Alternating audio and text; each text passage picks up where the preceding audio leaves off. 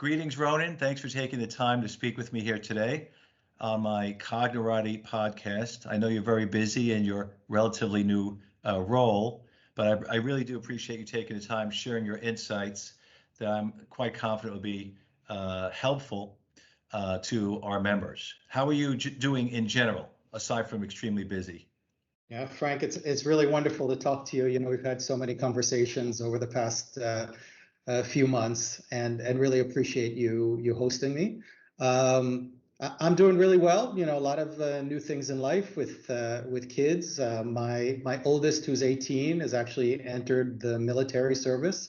Oh, It's wow. my 18-year-old girl, and Jeez. for the rest of us. You know, it's a new stage in life. Besides which, work is amazing.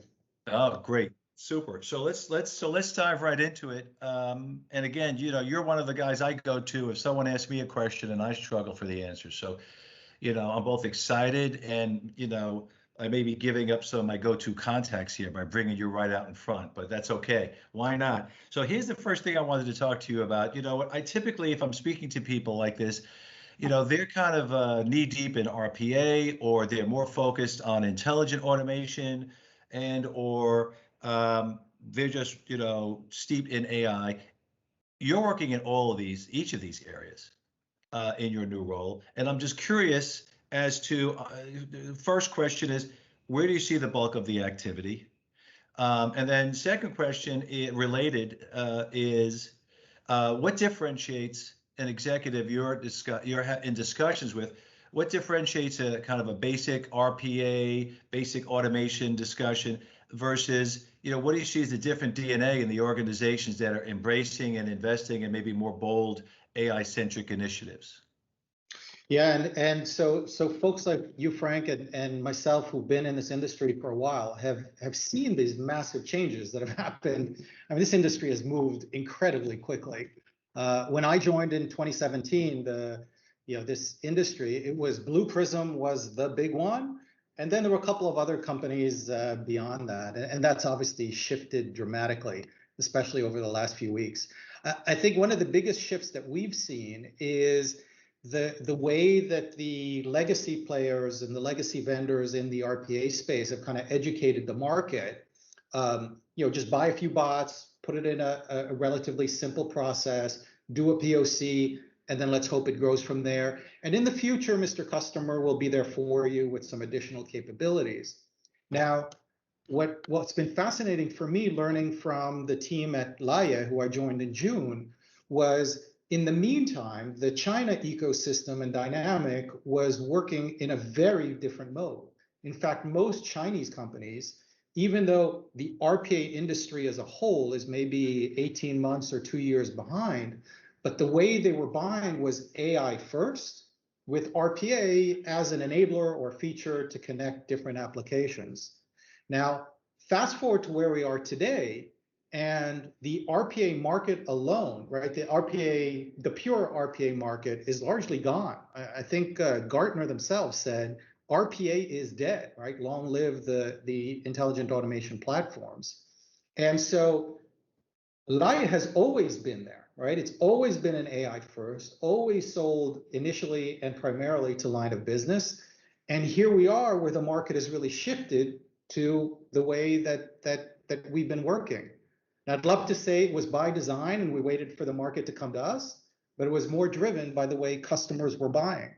And so now as we expand internationally, we find that those conversations of the early RPA buyers being really frustrated with the way that it's been sold and promised and digital transformation are looking for something that can really solve the whole problem, right? Which is a solution that is out of the box, that includes all of the intelligent components together with the RPA ones. But RPA is not the do-all and end-all anymore.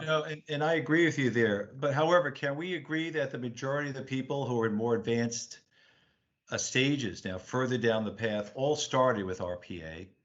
So you wonder then, from this point forward, let's say someone knocks on your door and wants to talk about ways to leverage and invest would you advise them to skip RPA and go right to the really powerful advanced stuff, or do you still see the benefit of walk before you run? It is absolutely advanced. There's no question about that. But what makes it really interesting is similar to what RPA did for business users and make it more approachable. That's what Laiye has always had with the AI aspect. So you don't need to be a data scientist. You don't need to hire these army of people at $500 an hour, because this native capability that is business friendly allows you to really drag these components in. And the difference is it's part of the platform. You don't have to go engage with a Microsoft, a Google, or some other vendor and figure out the integration. And that's what makes it easy to deploy. Okay, so let's switch to maybe a go-to-market discussion if we can. You're one of the few, I would say, sales-savvy CEOs that I've spoken to in this space. You, like me, came up through the sales ranks. The majority of the CEOs or founders or co-founders that I know and that I kind of work with are more technical in nature. And there's plenty of benefits there as well. But you know sales, you know marketing, you know how to go to market. Um, what is it that with what you're comfortable sharing? Who are you targeting?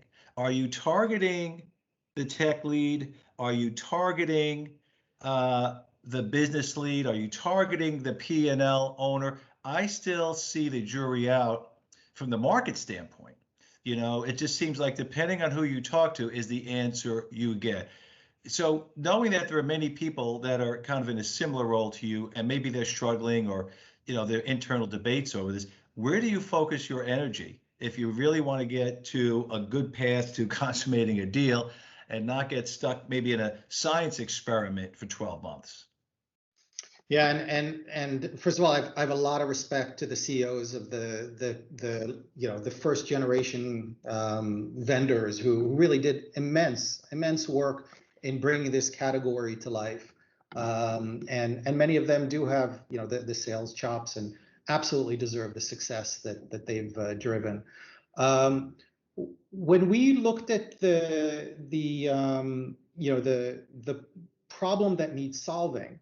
I think this has always been, and one of the blessings that we have, anybody who's been in the technology space, is there's always going to be companies with legacy systems, with legacy problems, with complex systems that need solutions. And we've always, all these people, all these companies, they've applied people in the middle to kind of solve the work of integrating these systems because it's the cheapest way to do it, or the most effective way at the time. With the advent of these technologies, what we have is the opportunity to really deliver a whole product. And that whole product means that you can sell a full end-to-end use case that has pre-built machine learning models built to solve very specific problems within that industry, within that use case. Same thing with the RPA capabilities and the process maps and the human in the loop, and some abilities around natural language processing and conversational AI. So stitching those together into a solution that is the whole product is immensely difficult. I think the first step there is to really understand what the focus is from an industry perspective and a use case perspective, because you can't do this for 100 use cases across 10 industries, right? We've seen it on the websites of all these vendors, right? They have these laundry lists, or Chinese menus of things that they solve and say, you can do anything. If you can do anything, it doesn't mean that you're doing one thing really well. So answer number one is focus. What that gives you is the ability to go to market from a sense of power. You've got known buyers with known problems that you can probably articulate better than anybody else because you decided to focus. And you've got radiating references from the fact that you've done it before with 10 or 100 previous companies. I think that selling to line of business buyers, when you can articulate their problems really well and the solution, is really the focus area for us as we go to market. Okay, super. So let's stay there for a moment. Just compare your notes with others. How would you describe the duration of your typical sales cycle or your buyer's buy cycle, right? There's still a lot of I would say, frustration in the industry, as you know, on all sides as to why does it take so long. But if you had to throw a number out there, X amount of months, what are you seeing on average? Yeah, so we're not going after the top end of the enterprise as a very fast growing company. And last year, our growth was at 900%. We don't really have the ability to spend or the patience to spend an 18-month sales cycle with a large bank. But if you go one level down, large enterprises, mid-market, and certainly SMBs, the sales cycles shorten dramatically. With SMBs, the opportunity that we've seen is you can actually deliver the full non-customizable, so you don't even need to customize some of these, that solve the whole problem. One of the things we launched a few months ago, was a bot that does price comparison for retailers on websites, which they apply both for their competitors or for their own prices in terms of adherence to pricing. Fully out of the box, don't need to install anything. Sales cycle for that was just a few weeks. We talked directly with the CEOs of these smaller companies, and it's highly transactional.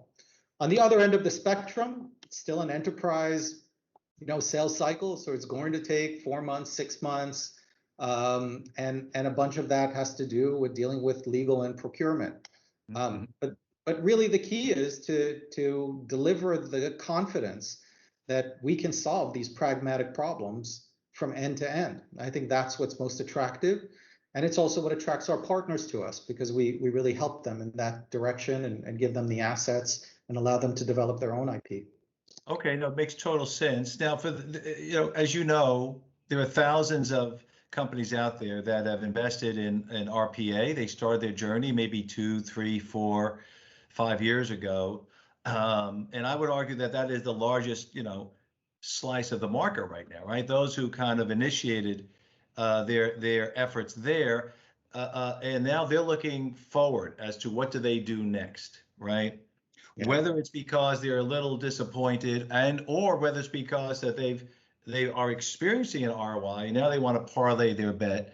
So what is your advice, if you could kind of play the role of consultant, what is your advice to those decision makers at the enterprise level that are wondering what's the right path from RPA forward as they're thinking about what the next play is? Yeah, so I think that's really where the question is, who do you listen to, right? And I think there's some players in this space who are extremely biased. I think you just got to be data driven and understand where the previous, the first generation of RPA adopters struggled, right? And I think it really comes down to the fact that if you have just a pure deterministic rules-based bot, are you really going to transform your organization that way, or is it just a band-aid to basically copy paste data from one application to another?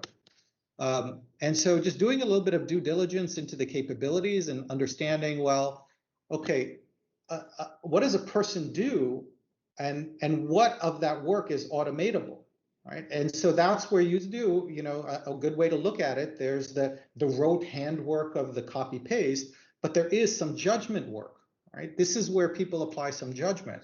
And parts of that judgment work, especially where there's patterns to decision making that might be too complex to code, but machine learning is really good for that, can really take this on. And so a great example of that is, of course, intelligent document processing, handling unstructured or semi-structured data. The technology has become so advanced there that they can handle most types of documents that are relevant for a given business process. Okay, makes total sense. And with the few minutes we have remaining, I want to squeeze in 2 more questions. One is, where do you see things in 3 years? I don't want to say 5 years. I mean, this market is moving so quickly. I almost feel like every 6 months there's kind of like a shift, if you will, whether it be what's hot and what's not, or pricing models, or business models, or who gets acquired, or who raises a bunch of money. Any sense if you go out 3 or 4 years, where you see kind of a significant shift in the space? What is your sense as to what that might be?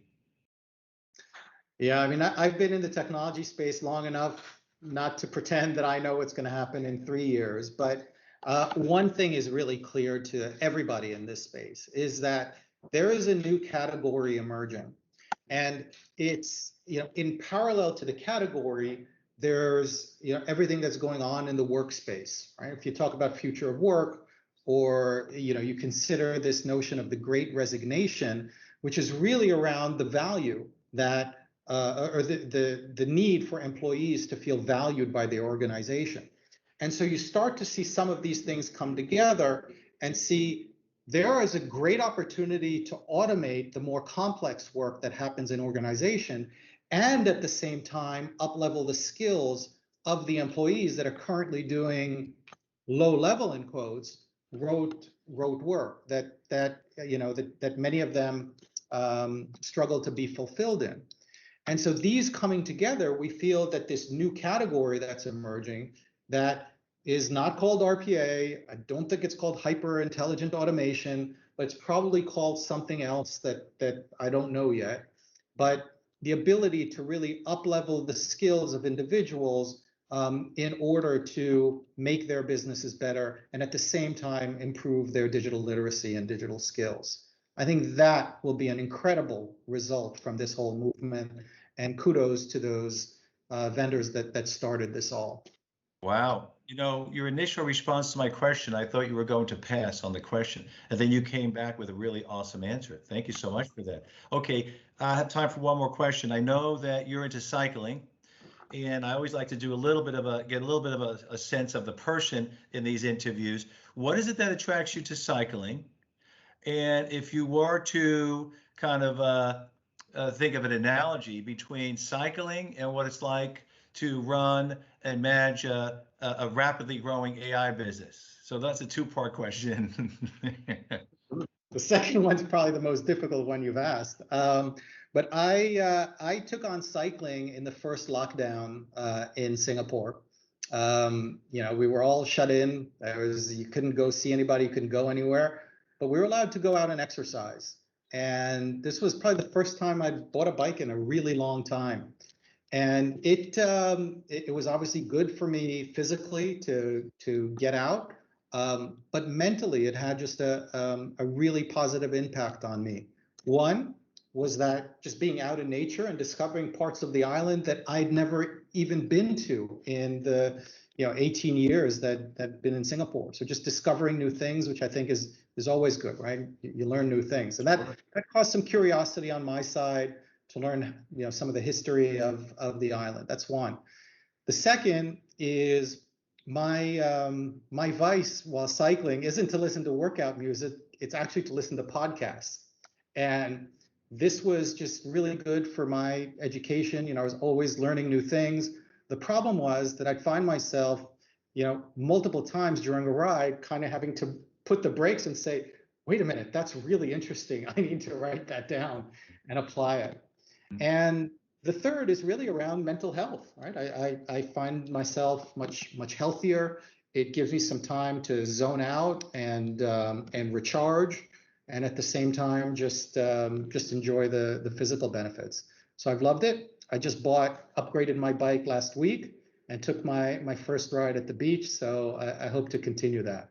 All right, awesome. So now, so how would you draw an analogy between that and what you're doing, your leadership role in this just very fluid, rapidly evolving space? Yeah, I don't know. I don't know if there's an analogy between cycling and that. I do think that for any entrepreneur that's building something new, either on a small scale or a large scale, it could be a company, it could be a project, that especially as you're discovering new things and being open to them and learning, that muscle memory that comes after doing it a few times is something that's absolutely tried and true. So I would say don't be afraid to venture down new trails, right, new paths, discover new things. and share those with your loved ones around you and your colleagues and your friends. Great. And stamina helps, right? Physical and mental. It does. Super. Well, Ronen, great to speak with you, buddy. I appreciate you taking the time. I'm so pleased as to your success and to the growth of Laiye and the team that you work with there. So thank you for sharing your thoughts and insights. And I hope we get to do this again. Likewise, Frank. Love this. It's always great to talk to you. Appreciate it. Thank you, my friend. Thank you.